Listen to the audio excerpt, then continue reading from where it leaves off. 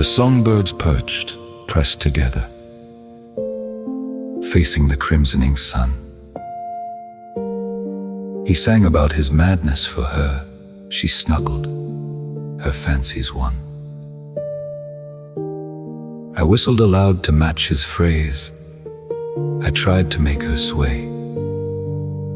He sang more sweetly, more eloquently. He sang in love and praise.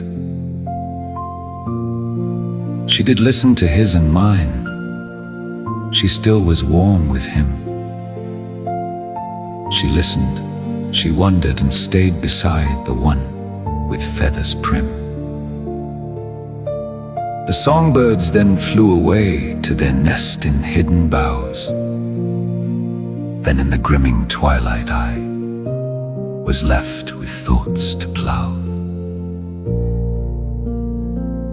I remembered how I'd longed for you, how sweetly I had sung, how warm I was in love for you, how flushed the poet's tongue, and how distant drums of rules and vows had changed the river's course.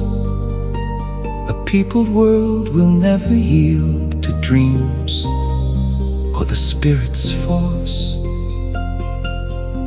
Perhaps someday we'll be born again as birds that ballads sing. I'd find you in whatever nest and whistle my wedding ring.